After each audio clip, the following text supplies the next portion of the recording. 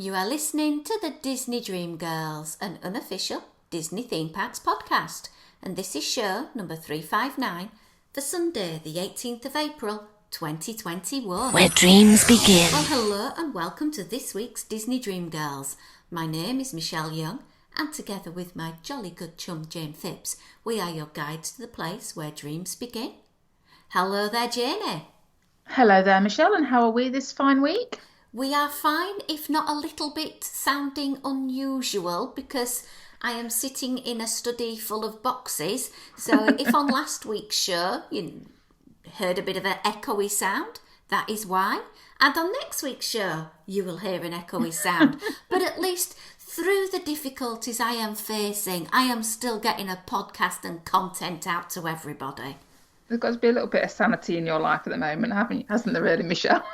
This is my sanity time where I get to talk to my best buddy all about Disney, and it is a really good opportunity just to sort of forget about everything else.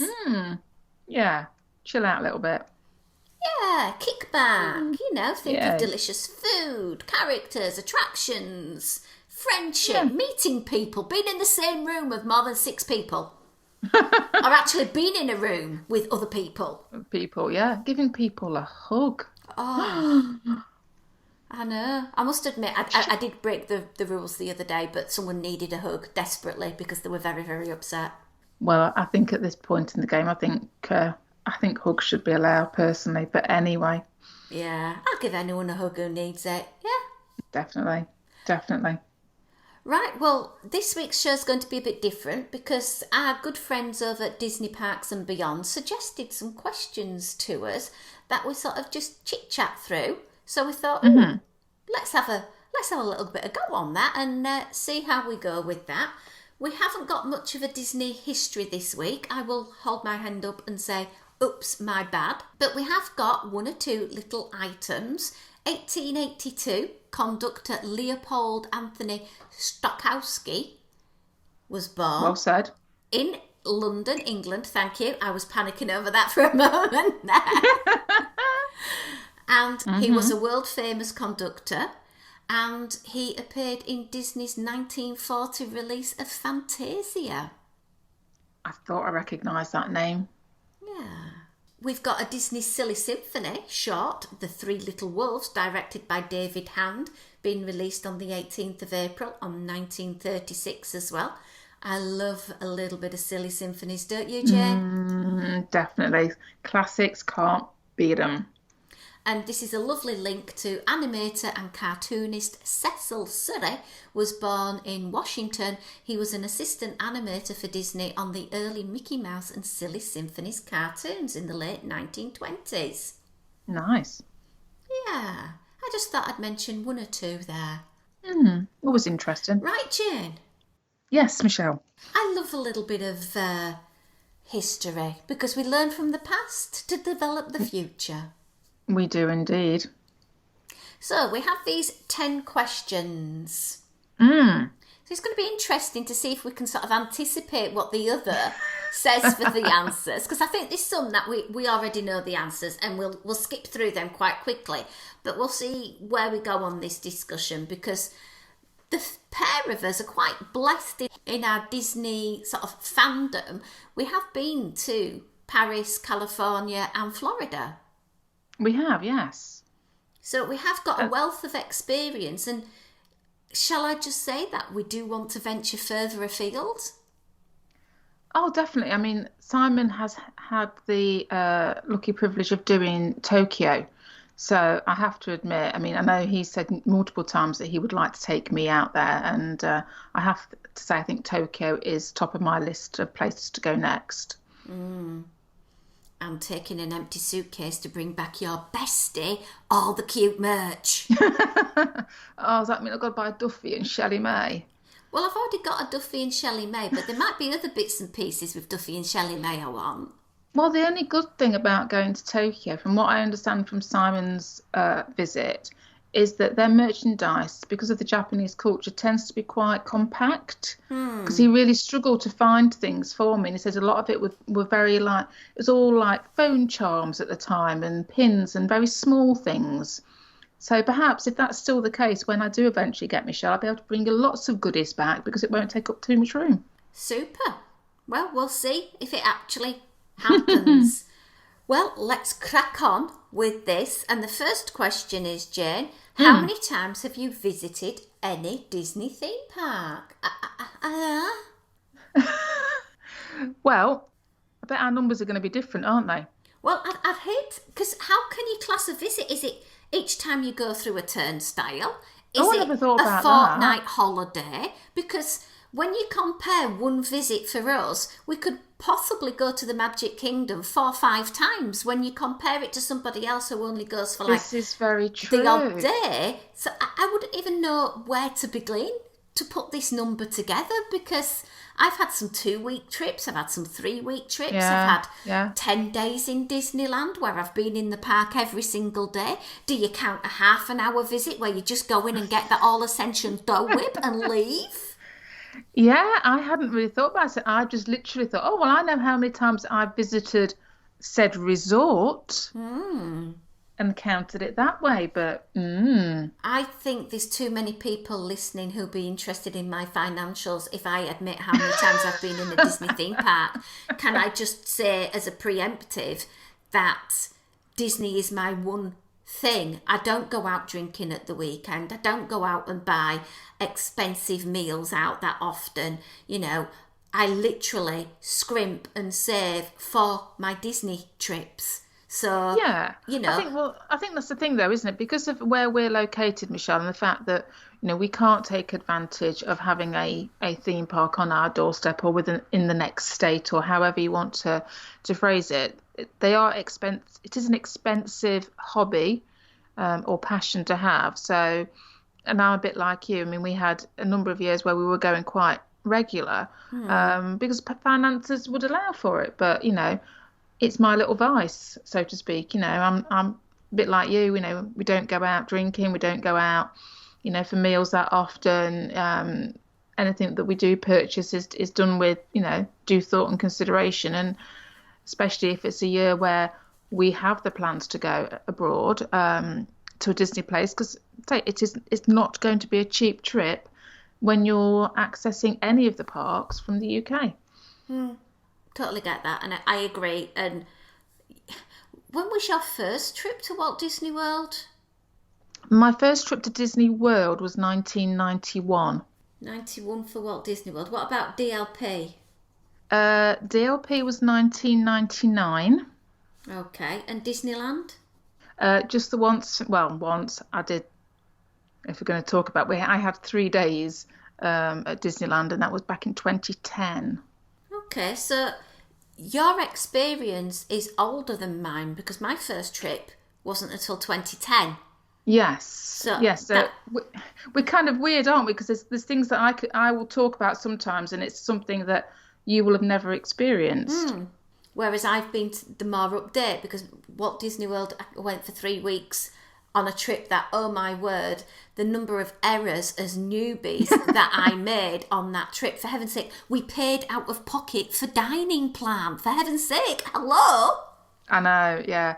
I mean, I must admit, I mean, our first trips to Disney World, the first 3 years that we visited, and we visited consecutive years, we did 91, 92, 93, and we were staying off property at that point, and we hadn't even ventured into the complexities of staying in a Disney resort hotel and all the extras that kind of went with that. We were much more focused on, well, we'll go to, quotes unquotes, Orlando, and then we'll split our time amongst the various things to do in Orlando. And it wasn't really until 96 when we went back to Disney World, and we stayed at Port Orleans, French Quarter, for the first time. And it was, I think, at that point, then I can probably turn around and say, yeah, our trips from that point on were definitely, we're going for Disney. Anything else we happen to mop up in the process is like collateral damage, so to speak. But the focus then was Disney.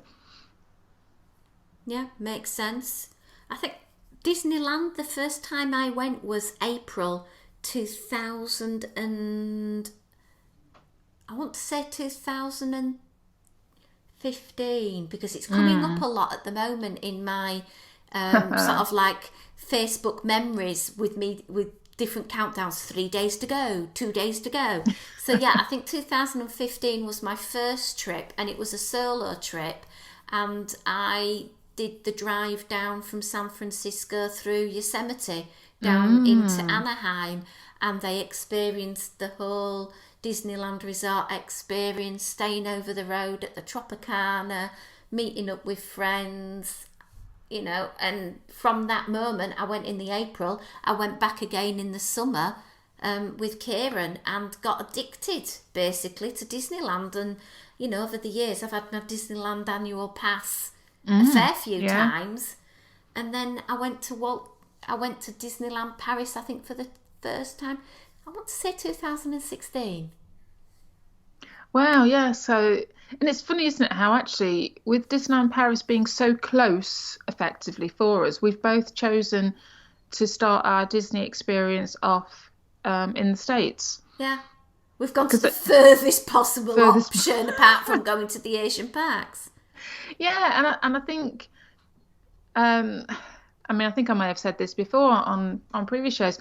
I think my experience of Disneyland Paris has been kind of, I want to say tainted, but that's probably too strong a word. But having experienced the US parks first and then going to DLP, there is an element of DLP has got an awful lot to live up to when you've had the American experience. And I'm not just talking about the attractions and the resorts and what have you, but I'm talking about the whole Americanized Disney experience. It is a different experience, I think, going to the States to experience Disney than it is going to DLP. And we kind of felt initially with our first few trips to DLP, it was like we wanted to get that taste of Disney, but we had Ethan, who was literally 18 months old when we took him for the first time. So we didn't want to be doing, you know, a 9-hour flight to Disney World or a 12-hour flight to Disneyland with an 18-month-old child. I have more sense than that, you know. A 2-hour train journey where we can, you know, keep him occupied and give him little things to do and little presents to open and one thing another. That was about my limit at that point of being a first-time mum as I was then. So I think we went and experienced DLP, but there was always that tinge of, it's not quite as good as the US parks. But I think in later years, and as obviously DLP did expand, etc., that I think we kind of appreciate it now on a different level. There's still things that I'm not 100% happy about, which we've always talked about on the show, but I think I can appreciate Paris now for the things that I love about it, which we talked about last week on the show. Yeah, and it is something that I wish in hindsight I would have gone to Paris first, because I think if you would have gone to Paris first rather than the American parks, you might have loved Paris a lot more. Yes. But if you go to the American parks and then you go to Paris and you think, it's just not the same. And you've got to get your head set into that mindset that Paris is its own beast and it's not like the American parks in so many ways. And in other ways it is, because you've got similarity with attractions, etc. But there's things like the whole experience with regards to the food, with regards to the cast member interaction and things like that. They are different. And I'm not saying it's bad. I'm just saying it's different. Yes, I think you probably hit it on the head there, the nail on the head there, Michelle. It is different, and they say if you walk into Disneyland Paris with the same expectations of walking into Disneyland or to Disney World, then you're going to notice those differences, and it may tarnish your experience. But I think if I was advising my former self now, I would say go and get your taste of Disney at Disneyland Paris and get wowed with that, and then go over to the States and be wowed again. No, agreed with that one. First time I went with the kids, Kieran was 10 and the girls were 13. In fact, they had their 13th birthday in Walt Disney World. Wow. We stayed at the Dolphin Hotel, as I said, did it ridiculously wrong. And it was quite a challenge being in Walt Disney World with two children that effectively have difficulties, you know.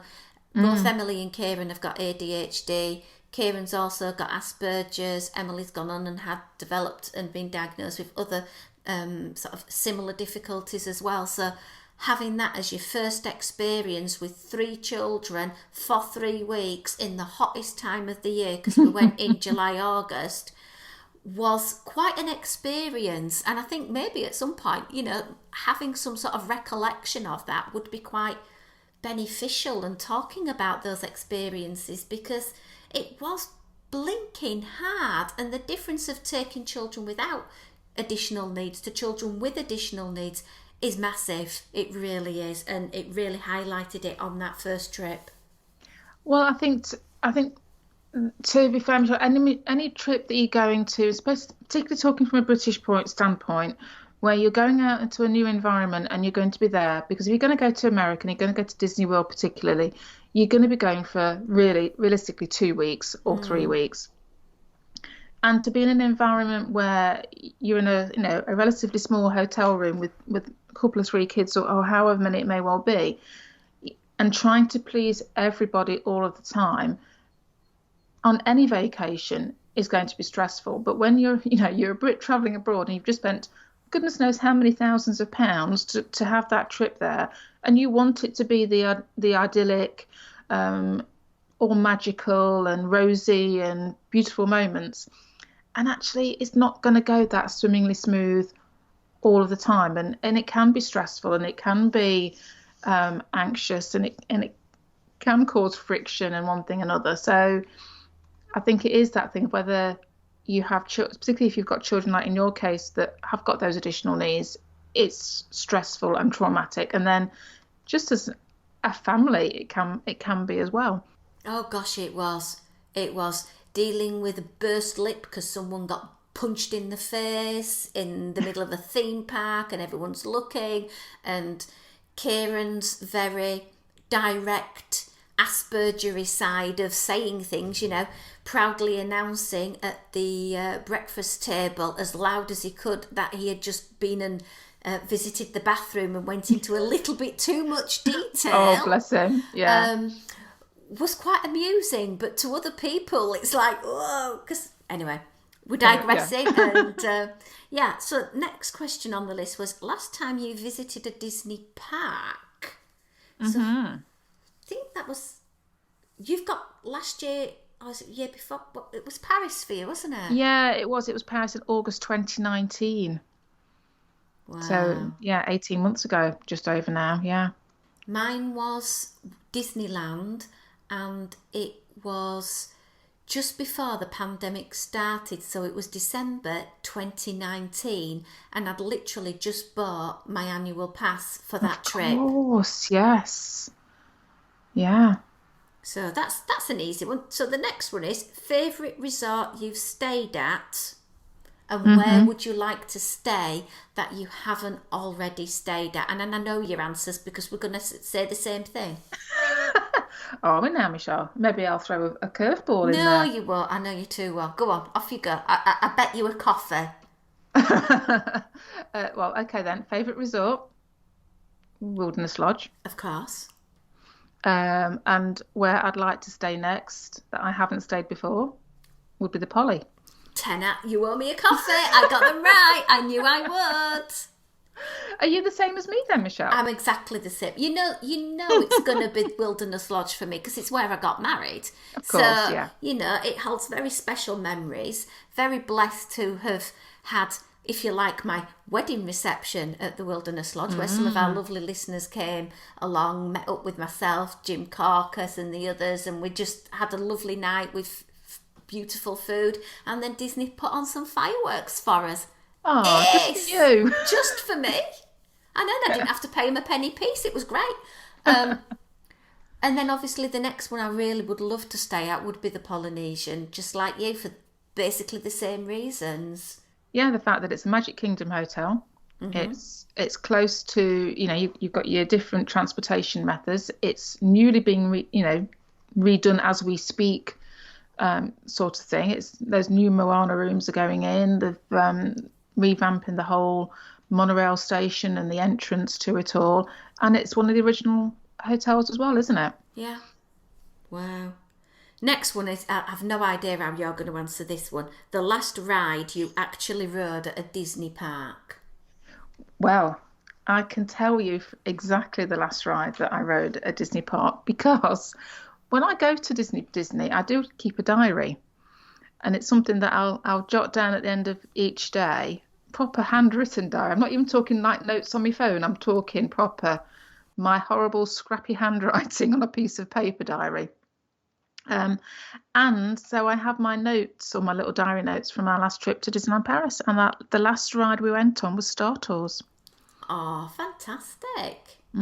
It was going to be, from my notes, we'd walked around and we jumped on the teacups, and the intention was to go back to It's a Small World, and that would have been our last ride. And we were basically getting towards the last, I don't know, probably half hour to an hour max in the parks before having to go and check in for our train home. And when we went back to It's a Small World, the line had just grown stupidly long. And it was like, oh, right, no, don't chance that. What is there that's got a short line that we can just get on? And it was Star Tours. I can remember what I last did in the theme park. I met Minnie Mouse on my way out, and I remember what I was wearing. I was wearing my Haunted Mansion leggings that were grey and my Haunted Mansion spirit jersey, which is purple. So I kind of think I must have been on the Haunted Mansion as my last ride, because I was dressed head to toe looking like I was part of the interior design. Dressed for the occasion. Absolutely. So I must have. And I also remember before that meeting Maynard on my way out. And I remember you telling me the story about that, yeah. Yeah, I had a really fascinating time with him, and I think I shared the video at the time on the Facebook page. So, yeah. So, next one is guilty pleasure snack. I struggled with this because a guilty pleasure in my book, means something that you shouldn't really admit to enjoying, isn't it? True. So I'm going to say something now that's going to be really controversial. Oh, God. Go on, then. And this was a joint answer from me and Moles, because I was looking over the questions and I said to Moles, I'm struggling with this one because I'm not particularly a snacky person anyway. And I know I could say, oh, well, yeah, the Dole Whip and school bread and, all the classic things. But I thought, well, no, a guilty pleasure is something that you enjoy that you shouldn't really enjoy or others don't enjoy. You're not going to say it, are you? Well, it's keto friendly, isn't it? So we went for the turkey leg. I have grown to enjoy it over the years. It's not always been my favourite thing, but, it's protein, it's meat. I'm going to go for it now. I have now got visions of your family on the grass in front of the castle in the hub area with a carrier bag that you every now and again surreptitiously bring out a little chunk of turkey leg and eat it without anybody looking and getting a picture of you. Well, it's either that or it's the pork shank from Gaston, so, either way it's going to be a meat. Yeah, okay. You? I can't really... I think I'm going to go with the bacon-wrapped asparagus spears from Bengal Barbecue, only because I have given so much grief to my lovely American friends over American bacon because it's not as nice to me as English bacon, because I like the nice back bacon, which a lot of places call Canadian bacon, which is the nice sort of really meaty, juicy, tender bit. And I don't really like the dried up hard stick of American bacon. I'll be honest, I find it very, very... I don't like the thin cut. It doesn't taste bacony enough for me. So I suppose it could class as my guilty pleasure because I do love the asparagus spears. I really, really do. But I prefer my version when I make them at home with a nice big slab of bacon wrapped round it with some cheese in the middle and very keto friendly. I'm going to say, guess what, Michelle? We've both gone keto friendly. I know, because everything else isn't a guilty pleasure. Because cupcakes are essential. Carrot cake cookie, essential. Good coffee, essential. Mickey head-sized anything, essential. So I can't really sort of say anything else is a guilty pleasure apart from the food I've criticised so much. Exactly. Let's hop to Epcot. Do we have a favourite country? Oh, I struggled with this. Can I have two? Well, okay, what's your contenders? I'm Norway or Mexico. Ooh, I wouldn't have guessed Mexico, but I did guess Norway. Ah, but why? Schoolbread. Yeah, and also Maelstrom. I know it's not there anymore, so don't shout at me. And I know, and I've not ridden the frozen malarkey that's in there, but I did love Maelstrom and Schoolbread, obviously. And without me hinting at the fact that you're an alcoholic, why did you choose Mexico? Um, uh, because because I like the pyramid, Okay. and I like the beverages that you can get from Mexico. And of course, you like the Three Caballeros I attraction. do, but I do genuinely. Honestly, I do like it because it's old school, isn't it? You look, anybody that listens to this knows that Jane don't do blooming roller coasters, and Jane likes a nice little sit down and a nice little water boat ride. So this plays into everything that I like about those classic, cute, twee, simple sorts of rides. Yeah. No, I'll let you off on that one. Thank you, Mum. If only we could find a way of getting Jane a camel pack and then putting in it unlimited margaritas so she could drink them while going round on Three Caballeros. I think she'd have the best Oh, holiday of her life. can you imagine? I'd be tripping out well time on that, wouldn't I? Yeah, that'd be fun. You would be the happiest bunny in the whole of Mexico. I would indeed. But go on. So I've chosen Mexico and Norway, being cheeky. What about you, Michelle? My first contender was one I actually thought you might have picked. Okay. Japan. Yeah, it was there. Yeah, I just love the food. Everything about it, from the shaved ice with that lovely sort of like evaporated milk poured on top, cool, refreshing, perfect. From getting a Kirin iced beer, going to the quick service, getting some sushi or something, and just sitting out by the koi pond and just chilling, to going round the department store, which I'm not even going to attempt to pronounce because I'm too tired. And just, there's always something that I would want to buy from there, because the clothing, the character based things, the fans, the food, the homeware. Like, we always seem to pick up a pair of chopsticks and then by the time we get home we can't find them. Yes, yeah. The fans I love as well. I've got 2 or 3 of the fans from Japan with my name, hopefully it's my name, written down the spine. Yeah, I mean, it is a beautiful pavilion. I like the art gallery at the back there as well. So, yeah, I can see why you've picked that one. Yeah. You But know, were you toying with somewhere else? well, my other place I've chosen that I do like very, very much is Norway, because I Ah. love the Layla perfume. I absolutely adore it. So to be able to bathe myself head to toe without even squirting my own bottle is a plus point. I love the cast members there. They are so proud of their heritage and their country that I've had so many amazing conversations with them. And last time I was in Walt Disney World, I got a free cookie from Kringlebakker au Cafe. And who can beat free cookies? You can't. Anything that's free that's good. I know, and it was amazing. It was dark chocolate, salted on top. It was soft. It was gooey, and they'd warmed it a little bit for me, so it was absolutely heaven on a stick. Nice. There's a great attraction there. There's so much culture that you can pick up. Trying out the different foods, the whole range of the food that's available in Norway is just so up my boat. You've got the amazing schoolbread, you've got the rice cream, which is another favourite of mine because it's so cooling and refreshing. It is gorgeous. Sandwiches. I just think they need a better seating area, because the seating area where it is at the moment, it is quite small, it's quite compact, it's difficult to find somewhere to sit, it's dark and dingy and in the shade. Too No, I much. agree. It's a little bit kind of out the way, isn't it, almost? Yeah, and they've got all that lovely seating area by the toilets. It's like, hang on a minute, I don't want to sit outside the toilet. I want to sit somewhere and have my cookie or my school bread. Okay? Yeah, definitely. Yeah. Okay. Favourite sit-down restaurant at a park? Yeah. Well, this is a tricky one for me because I don't really do sit down restaurants, do I? So I have limited experience to draw on, unlike your good self. So I'm actually going to pick something that you and I have shared together, Oh, which would be Chez Remy in DLP and Walt Disney Studios at DLP, because the theming in there is amazing. yeah, it is. I agree. And the food weren't bad.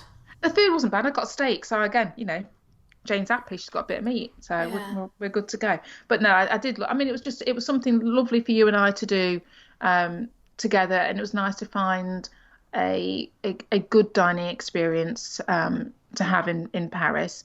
And the way that they've done that restaurant, and the fact that you can see it when you come off the ride and everything, it is yeah, just it's really really well done. No, I agree with you on that one. I would have recommended for you to try on your next trip Ohana for dinner Yeah. because the carnivore in you and Simon would adore the skewers. Yes. Yeah. Definitely. And a place that has a challenge to try and fill Ethan is a place that you need to go. Yeah. Well, he's 6'3" of whatever, so it's a challenge and a half to fill him. I think my favourite sit down restaurant at a park. Oh gosh, this is so difficult when you've got so many amazing memories from, like, a simple, the first time I had my Monte Cristo at Cafe Orleans, or going to Carnation Coffee and having that first Mickey shaped waffle, going to the plaza at Disneyland and having a character breakfast on Christmas Day. There's so many amazing things that I can do to at Disneyland. I couldn't sort of narrow it down at all, so I decided not to go with Disneyland. Okay. Paris, you've mentioned Chez Remy. I've mentioned on last week's show about eating at Walt, so I'm not going to Yeah. mention Paris. So I'm going to go to Walt Disney World, Okay. and I think my favourite sit-down restaurant there is just probably because of the quirkiness of it. It's Sci-Fi Diner, and it's not for the food. It's for the fact it's something in the UK we don't really have, which is the drive-in No. theatre experience. Very true. Yeah. I chose that one. Okay. So the last one is favourite character meet and greet. Again, I'm not. I mean, I will do meet and greets, but it's not on my list of things to do, sort of thing. I'm kind of like, I kind of like the old school interactions where you just happen to come across characters in the park, rather than it being queue for 3 hours to see a princess or whatever it may well be. And again, I was like struggling with this one, and I was chatting with Molly at the time, and she actually reminded me of a time that we met Chip and Dale. Though I have to say, Chip and Dale, every time that I've had interactions with them, it's always been phenomenal. That playing up, that playfulness, the messing about aspect. And we were in Disney World at the Animal Kingdom. It was Christmas, so it would have been, I want to say 2004 or 2002. Sorry, 2002.